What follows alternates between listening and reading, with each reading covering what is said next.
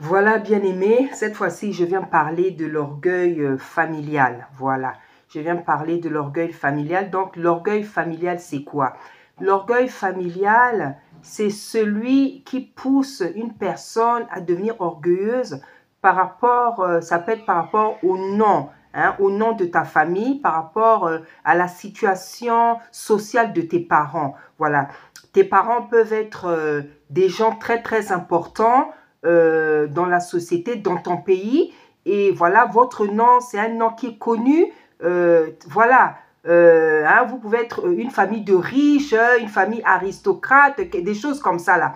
Et en fait, toi, ton orgueil, c'est comment dire, c'est créé à partir de ces choses-là, à partir de la position sociale, professionnelle de tes parents, à partir de la renommée de tes parents. Voilà, donc il y en a, leur orgueil, il est basé sur ce genre de critères-là.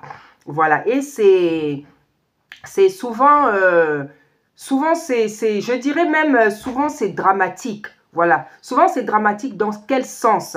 Parce que souvent, vous avez des familles comme ça qui sont très très connues, qui ont beaucoup d'argent. Même dans les films, on voit ça, hein, qui sont connues, qui ont beaucoup d'argent. Et le nom est connu dans la société. Et parfois, ces familles, on ne dit pas on ne dit pas du bien. Voilà, comment dire, leur renommée n'est pas bonne, leur réputation n'est pas bonne. Voilà, parce que vous savez, hein, souvent là où il y a l'argent, souvent là où il y a beaucoup d'argent, là où il y a ce genre d'honneur, là souvent, il y a tellement d'orgueil, il y a des choses bizarres.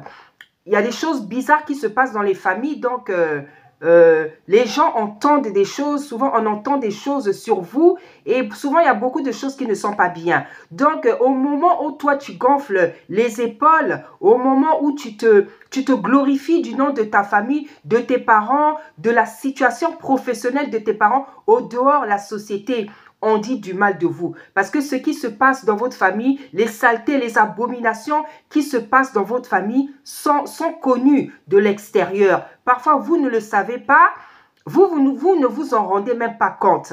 Voilà. Et je trouve que c'est terrible en fait. C'est terrible parce qu'on peut dire beaucoup de mal sur vous, mais vous, quand vous sortez, vous êtes sûr de vous, vous êtes fier à cause de votre nom, à cause de votre argent, à cause de votre famille, vous êtes fier.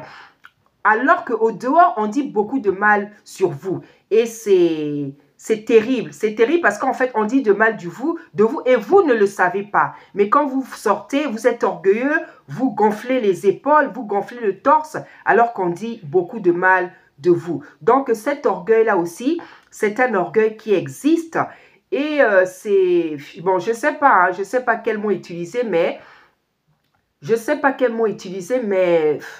Parfois, vous pouvez même sortir ridicule, en fait.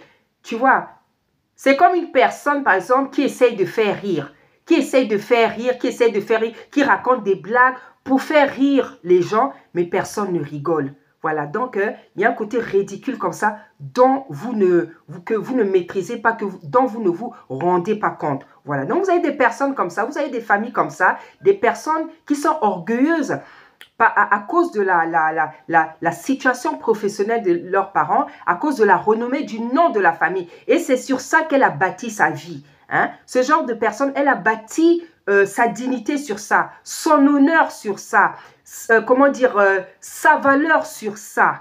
Voilà, c'est vrai que tout ça, c'est vrai, c'est des avantages, mais tu peux avoir un parent riche, des parents riches, mais des parents qui sont des gens mafieux, des parents qui sont des gens abominables, des parents qui versent le sang, qui tuent les gens pour avoir la réputation qu'ils ont, pour avoir l'argent qu'ils ont. Voilà, donc tu peux faire partie d'une famille où, comment dire, tes parents ont l'argent. Tes parents ont l'argent, votre famille est connue, mais tu ne sais pas ce que tes parents font pour avoir cet argent. Tu ne sais pas, comment dire, ce que tes parents font en secret pour avoir cette gloire, cet argent, les habits que tu portes là. Tu ne sais pas si c'est l'argent du sang. la nourriture que tu manges, tu ne sais pas si c'est l'argent du sang. Surtout chez nous en Afrique, on sait, par exemple, il y a beaucoup de, que ce soit à Kinshasa, que ce soit à Brazzaville et même certainement dans d'autres pays africains, même en Europe. Il y a des gens qui sont élevés en dignité, mais on ne sait pas par quoi ils sont passés. On ne sait pas, peut-être que la personne, elle s'est vendue pour avoir le poste qu'elle a. Peut-être la personne est rentrée dans les loges pour avoir le poste qu'elle a. Donc en fait, c'est ridicule en fait de se glorifier de ce genre de choses. C'est ridicule parce que on ne se, comment dire, on ne s'appuie pas, on ne base pas sa vie, on ne construit pas sa vie, sa personnalité sur la gloire de nos parents, sur la situation familiale. Parce que toi, tu peux être une personne honnête, tu peux être une personne différente, mais tes parents, c'est des gens malhonnêtes. C'est des gens, tu ne sais pas ce qu'ils ont fait dans leur vie pour que vous ayez cette belle maison, pour que vous ayez cet argent, pour que vous ayez ces beaux habits. Tu ne sais pas ce que tes parents ont fait. Donc, c'est dommage, c'est triste, c'est ridicule, je ne sais pas comment dire, je veux dire, ça sert à rien en fait de se glorifier de ce genre de situation. Et vous avez des gens comme ça dans la vie, hein, ça peut être en Afrique, ça peut être dans les familles simples, ça peut être dans la vie des stars. On a vu même dans la vie des stars. Hein, dans la vie des stars, il y a des enfants, mais par rapport, dans la vie des... Hein, il y a des stars, par exemple, des acteurs ou des chanteurs. On a vu leurs enfants, comment ils se comportent à cause du nom de papa, à cause du nom de maman, à cause de la célébrité de papa, à cause de la célébrité de maman. Hein. Et parfois, on se moque de ta maman, on se moque de ton papa, parce que tes parents font des choses que toi, tu n'es même pas au courant. Et tu sors dans la ville, tu te balades avec des beaux habits, avec des voitures, mais tu ne sais pas les choses que tes parents ont fait. Ça, c'est donc l'orgueil familial. Et bien aimé, on ne se repose pas sur... on ne construit pas sa vie. On ne s'appuie pas. On ne se repose pas sur la renommée de ses parents, sur comment dire, la situation professionnelle de tes parents. Parce que tu ne sais pas ce que tes parents ont fait dans la vie. Pour être là où ils sont. Tu ne sais pas ce qu'ils ont fait. Toi, tu es peut-être une personne droite, tu es peut-être une personne honnête, tu es une personne complètement différente, mais tu ne sais pas ce que tes parents ont fait pour que vous ayez ces avantages, ces atouts, ces honneurs. Peut-être ils ont tué des gens, peut-être ils ont fait la malhonnêteté, peut-être ils sont rentrés dans des loges. Donc, on construit pas sa vie sur la renommée des parents, sur leur fortune. Non, non. Normalement, ça devrait être des avantages. Normalement, ça devrait être des avantages bien aimés. Effectivement, tu peux avoir les portes ouvertes à cause du nom de ton père, du nom de ta mère. Normalement, ça devrait être des avantages. Mais vous avez, la plupart des temps, surtout en Afrique, des parents qui font des choses souvent que l'entourage, les enfants même ne savent pas. Hein? Et c'est dramatique, c'est triste, c'est dommage parce que normalement ça devait être le contraire. Nous voyons par exemple dans la Bible le roi David. Le roi Salomon a été béni pourquoi? Le roi Salomon a été béni pourquoi? Pourquoi le Seigneur a tellement aimé le roi Salomon? Pourquoi la vie du roi Salomon a été la vie qu'elle a été, cette vie glorieuse? Parce que la Bible dit que avant et après Salomon, il n'y a pas eu de roi plus sage, plus intelligent, ni plus riche. Voilà, donc Salomon, malgré les bêtises qu'il a fait vers la fin de sa vie, c'était quelqu'un qui était aimé par Tata Nzambe. Vraiment, si tu connais l'histoire du roi Salomon, si tu as lu ça, c'était quelqu'un qui était très aimé, très aimé par Tata Nzambe. Mais bien aimé, si tu lis bien, tu connais, tu vas te rendre compte que Tata a aimé David, Salomon comme ça. C'est en fait l'amour qu'il avait pour David, il a projeté ça sur Salomon. Parce que Tata Nzambe aimait tellement le roi David, duquel il dit que l'homme selon mon cœur. Vous savez, hein, si vous êtes une lectrice ou un lecteur de la Bible, vous allez vous rendre compte que Tata Nzambe aimait vraiment David. C'était la faiblesse de Tata Nzambe. C'est pour ça qu'il a dit l'homme selon mon cœur. C'était sa faiblesse. Il y a des gens comme ça, ils sont la faiblesse. Ils sont la faiblesse de Tata Nzambe. Il y a des gens comme ça sur la terre. Tu sens que Tata Nzambe les aime. Donc tu es la faiblesse de Tata Nzambe. Et David était la faiblesse. Donc vous allez vous rendre compte que quand vous lisez ces histoires, vous allez comprendre que Tata Nzambe, l'amour qu'il avait, de David, pour David, il a projeté ça sur le roi Salomon. Parce que quand on voit bien, le roi Salomon, il a fait quoi pour être tant aimé? il a fait quoi en fait? C'est vrai, il a fait une prière qui a plu à Tata Nzambe, mais cette prière-là, elle était inspirée par Tata Nzambe lui-même. Et quand on voit David, comme je disais, le fait que nos parents soient des grandes personnes, ça devrait être un avantage pour nous. Et l'exemple que je peux prendre, le roi David, par exemple, vous allez voir, c'est le roi, il a tout préparé pour Salomon.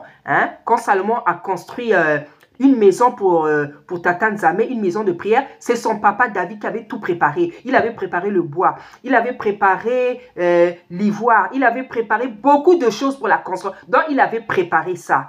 Il avait préparé. Donc, la renommée du père, de la mère devrait découler, mais ça doit être quelque chose de pur, de propre, de beau.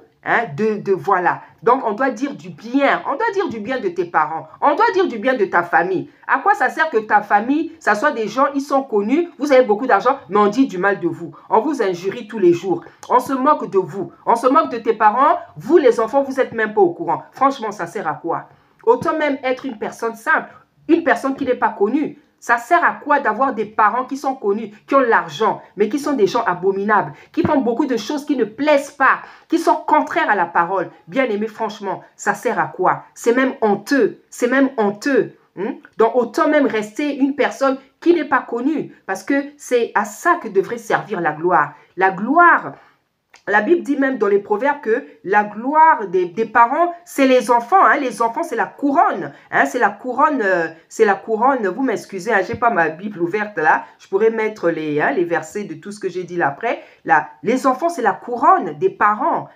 Et les parents de même aussi peuvent être la couronne des enfants. Et en fait, ça doit être comme ça. Mais vous avez des gens dans la vie, ils font des choses, ils vont contre la volonté de Tata Nzambe. Ce qu'ils font dans la vie, la manière dont ils ont obtenu des choses dans la vie, c'est par l'abomination. C'est en vendant leur corps, c'est en vendant leur âme, c'est en tuant des innocents, c'est en faisant couler le sang. C'est pour ça que le Seigneur dit aussi dans les proverbes que il haït un des péchés qu'il haït, c'est celui qui fait couler le sang innocent. Ça, c'est dans Proverbe 6. Voilà. On dit qu'il y a 6 péchés, 7 péchés. On dit que l'Éternel, Tata Nzambe, en a horreur.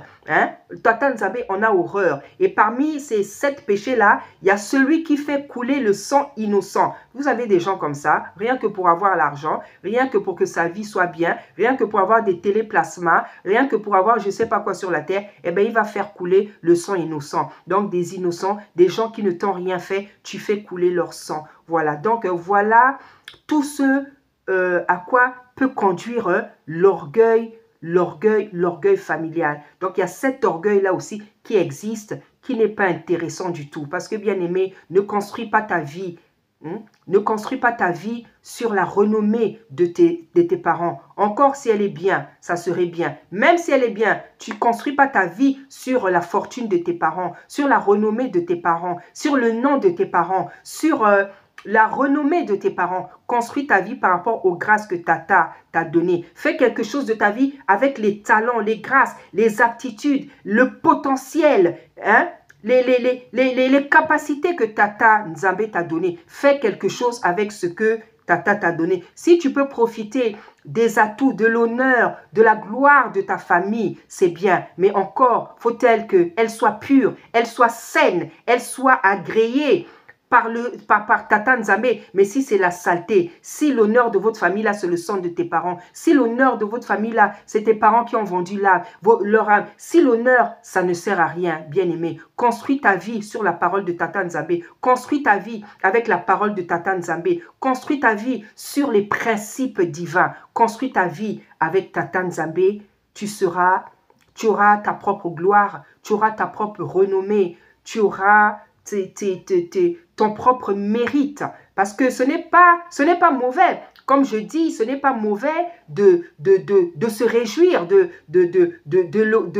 comment dire, du nom de nos parents, de leur gloire. Mais, bien aimé, il faut que cette gloire soit obtenue par des voies droites, qu'elle soit saine, qu'elle soit pure, qu'elle soit honnête, qu'elle soit glorieuse, qu'elle soit propre, qu'elle soit belle. Là, Tata Nzambe sera d'accord avec toi. Mais si tu te réjouis du nom de ta famille, de la fortune de ta famille, de la situation professionnelle de tes parents, alors qu'ils sont peut-être dans la loge, alors qu'ils font des sacrifices, alors qu'ils ont tué des...